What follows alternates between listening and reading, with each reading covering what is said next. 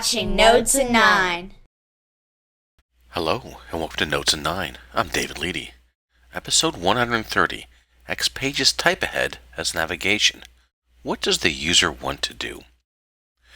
Alright, before we get into the show, a couple slides on NotesIn9 resources. I don't think I've shown these in a while. But I've got, the main site is NotesIn9.com. I try to index episodes. I'm a little behind the recent ones, but at index.notesin9.com or xpages.tv.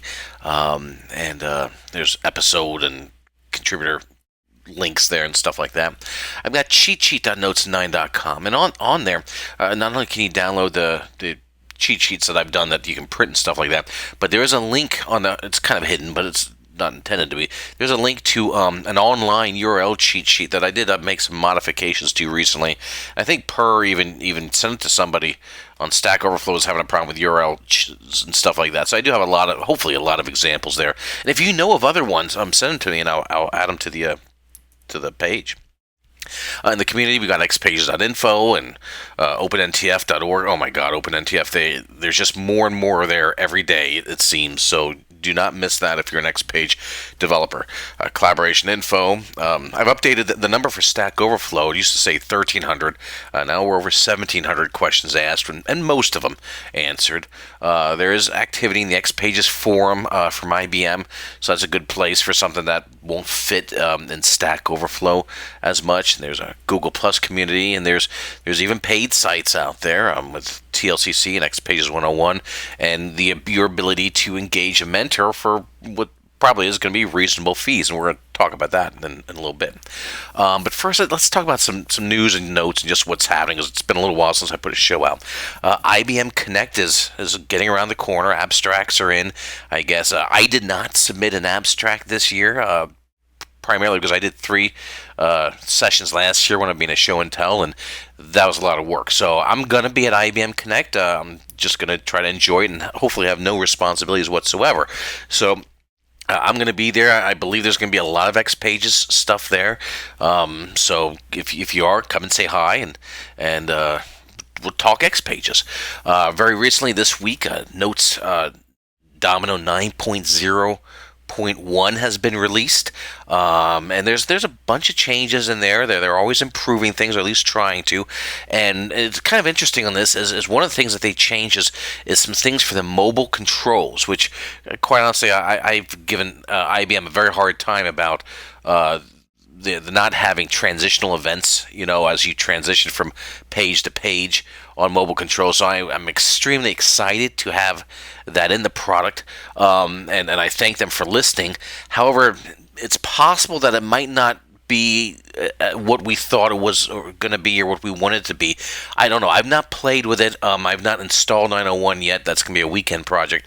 But Keith Strickland and I think Peter Presnell, 2 guys from Red Pill Development, they do a lot with mobile controls, and Keith just had a blog post out that it might not work out. It might work like you would expect it to work, these new transitional events, like on, before, transition, page, in, or out, or whatever they are. So check that out. Check his blog post. It's not going to be hard to find. Just be aware of that. But there are updates to mobile controls. There are some other updates here and there. I believe there's a fairly good list. So great for having the new release out. Speaking of new releases, OpenNTF, the Domino API project, just came out with milestone number 4. And this is a huge project, and we're actually going to start using this in the day job now, I believe. And this, if you're using some Java development, this should take away a lot of the pain in doing Java with XPages by making it feel more like the Domino backend API and making it work right. For instance, if you're doing Java, sometimes you just have to use a vector, and which is kind of deprecated in the Java world, and you have to do all this recycling and stuff whenever you touch a Domino object. And supposedly the OpenNTF API does all that for you behind the scenes, so you can just focus on using your core business code and not all this Java stuff like that. So I've not used it yet. I'm excited to give it a try. I'm hoping it makes things easy. And once I do start using it, then there will probably be some shows of NotesIn9 just on this topic. Another topic is the video resolution. Normally, I try to get my shows out in 1280 by 720, which is 720p. And if I remember right, Tim's show came in as a much larger resolution, so I'm just going to go with that for this show. But if you have problems with that, let me know, because if I can go bigger, I will, because bigger is generally better. You can get more on the screen or so, but not everybody has super-sized monitors and stuff like that when you go to view it, so I'm not exactly sure how that works on smaller screens, if you can see the code and stuff. So please feel free to leave me a comment, really at any time, on the video quality of the show and what works for you and what doesn't work for you. Finally, and I know this is kind of a long section, but finally, my week in review.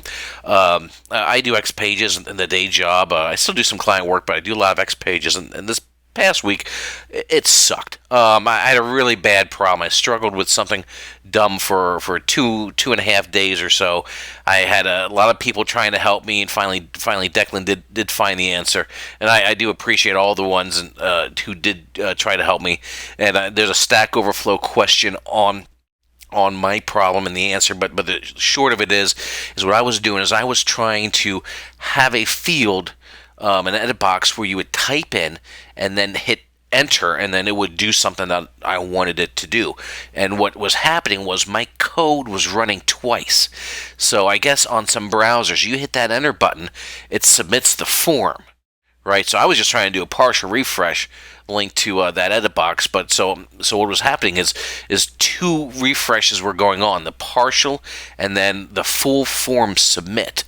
And it just took me forever to find out that, one, that it was the code was running twice, and then two, I was totally lost on how to deal with it, and until Declan and I spent about almost half a day on it, playing around with it, trying to figure out what was going on. So the short of it is, and this might make a future show as well, but since it was so painful, I just wanted to get out my pain to you in case you have run into this or are running into this. Is there is a way to prevent default on the event. So look up my stuff on Stack Overflow and you'll find it. But if your event is labeled E, you can do a call of E.prevent default on, I think, on key press or something like that, and then it will trap and kill that default, and then you'll only get to one submission. So yeah, it was a killer. So anyway, hopefully that may help you in your travels. Okay, on with the show. Today is going to be a great show. I've got a returning guest we haven't seen in a while, Tim Tripconi. His website is timtripconi.com, and he's on Twitter. And I included his Stack Overflow link because if he answered a question, it's worth reading. It's just good stuff. He works for an IBM business partner called bestmethods.com, and they do hosting and they do a lot of mobile focused stuff, and they've got an administration staff, I guess, and they do a lot of custom development, but really it's I want to talk about the mentoring. So a lot of the guys who come on the show, and Tim is no exception, is the mentoring, and they can do that, and if you need help, they're happy to engage you to mentor. But Tim specifically, he's like one of the top guys there. I mean, if I get stuck, I can go to Tim. If someone else if Declan gets stuck, he can go to Tim, and Tim will probably have the answer. If he hasn't done it yet, he'll know what to do. He's a top end guy. So if you do need a mentor, you would do well with talking to Tim and Best Methods and engaging them and seeing what you can do. He's done a lot of mentoring lately, a lot of the internal training, I believe. And again, he's been on the show, so you can look up older shows or so. But if it can be done in XPages, he probably knows how to do it. So there you have that. So with all that being, let's talk about we're talking about fancy typehead today, and Tim has this great show on using typehead for navigation, and Tim actually invented in XPages, as far as I know, how to do the fancy typehead business. So we've done 3 shows on typehead in NotesIn9 so far. The very early one for the 7th show, and all these you can Google to find. The number 24 was a big one, though. That's where I took a blog post that Tim had done on how to do, get more information under the type ahead box and stuff like that. And then in number 50, Marky came on with some jQuery tricks to kind of show you that the type ahead was actually working or not, as it was like pulling down data, something like that. So if you're interested in type ahead, I know I am. You might want to review some of those shows for that. Okay, so with all that being said, we're going to go to the demo, and Tim's going to show us how to use type ahead to assist with navigation on your website. Well, hello, Internet. I'm Tim Tripconi, and today we're going to be diving into a follow-up to an episode that Dave posted all the way back in episode 24. So this has been a while. In that episode, he showed us the notion of fancy type ahead in XPages, which is basically, instead of the default type ahead features, which is just you display a single string that is going to be the field value that's populated when the user selects it, instead, with just a little bit of tweakage, it allows you to display additional information to provide some context to allow the user to better predict whether that's actually the value they want. So in his example, he was showing it as kind of like a directory structure, so that by providing additional information about each potential contact, the user could more easily determine, is this actually the John Smith I'm looking for example. So today, we're going to take just one little baby step beyond that into the realm of type ahead as navigation rather than form population. So one sort of obvious place where you may have already seen this pattern in use is if you're one of the many users of the Facebook, you know that when you're searching, you're not populating a field value, you're navigating. So in this instance, I've started typing David's last name. And so we can see that it matches not only a contact in my friends list, but there are also other suggestions that are not people. So it's searching for all sorts of stuff and just giving me some things it thinks I might like. Now, if I click on his name, though, again, it doesn't populate a field. I'm not filling out a form. It goes to his profile, and there we are. And, oh my goodness, don't make her angry. You wouldn't. Wow. Sorry, Dave. Anyway, so what we want to do is look at, is that a viable pattern for use in our Domino applications? So here we've got a few folks here. And so let's take, for example, and let me reload the page to make sure I get a fresh VS Code. So if we take Guadalupe as an example here. So if I start typing her first name, then we get a couple matches that are viable for that search criteria. And similar to what Dave showed in episode 24, we get some additional contextual information so I can determine, well, is this really the Guadalupe that I want to navigate to? And if I click on that block, then I'm at her employee record. If I instead start typing her last name, we see something slightly different. We get both Addisons, but we also get something that looks like a mobile phone here, and it tells me who it's assigned to. And if I click into that, we see that the reason it matched is because the asset tag number starts with ADD. Now, if you've been watching this search box closely, you've already noticed this, but go ahead and look at it now. Just stare at that search field when I click on one of these, and you'll see something magical happen. Did you see it? It wasn't a name, it was a unit. So, why? Well, let's dig into some code here. Now, first off, let's take a look at our application layout custom control. Because, if you've been doing XPages for a while, you're familiar with One UI. chances are you're starting to dig into other layout frameworks like Bootstrap. But let's just stick with One UI for now because it's tried and true and familiar. Now, normally, when we want to add search features to a One UI interface, on the application layout, we'll simply go to the properties, and we'll go down to our search section here, and we'll say that we want to show search controls. But I want a little bit of custom behavior here. So what I've done instead is there are a number of facets that are supported by the standard application layout, controlled by default. Now, we're all familiar with the right column and left column, yay, but there's also a built-in facet called search bar. And so what that does is if you put anything in that facet, it replaces the standard search features with whatever you want to put in there. So I've just dropped an editable area in there. And so on my data view, what I can do then is I can drag into that editable area for this page anything I want.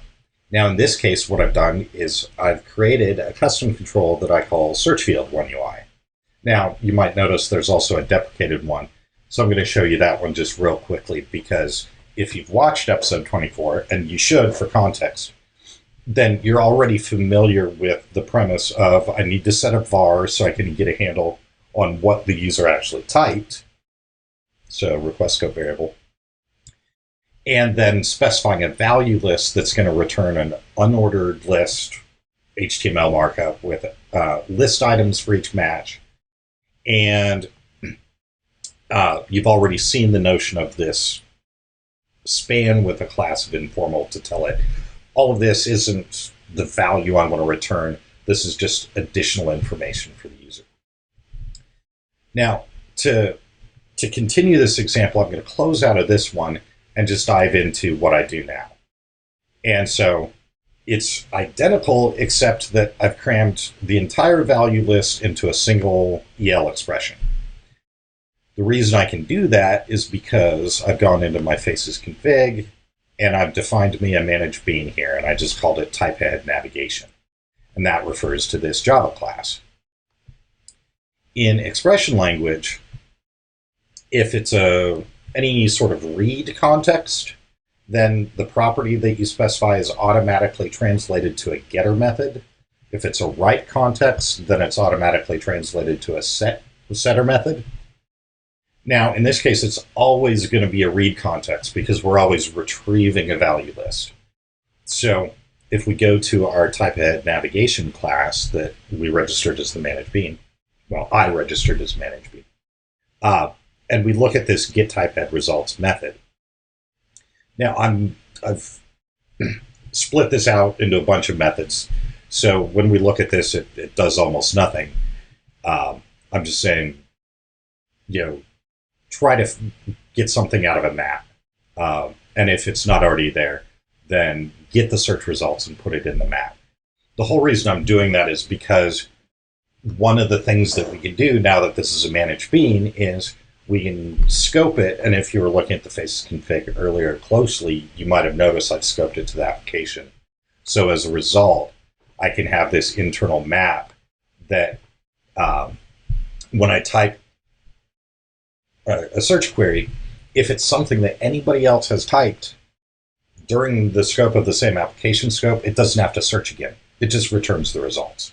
Now, if what you're searching changes frequently, you're not going to want to do that because you're going to miss everything that's been added or modified since then. But in this case, this is data that isn't particularly volatile. So it allows me to cache this stuff, and then we get a lot better performance. But the main reason that I wanted to take you into this class is if we look at the get search results, basically what I'm doing is I want to search for employee results, but I also want to search devices by their asset tag number. When I had one of those device pages up earlier, you might have noticed there was also a serial number field, so I could search by that as well. But let's just look at the employee results. So the get search results opens and closes my UL. So in append employee results, all I have to do is get some matches, and for each match, then append some list item that is representative of what we want to show to the user in the search result. Now, all these append formal is just this convenience method that I wrote so that I can rapidly add new lines, etc. But for each one of these, I'm wrapping it in this span with a class of informal, so it's not treated as the actual value. So here's the magic. After everything I actually want to show to the user, I get a handle on the unit of whatever the search result document actually is, and rather than wrap it in an informal span, I wrap it in a div with display none. So as a result, then, everything I search for, let me reload. Whoa. Why'd my server boom? Meh.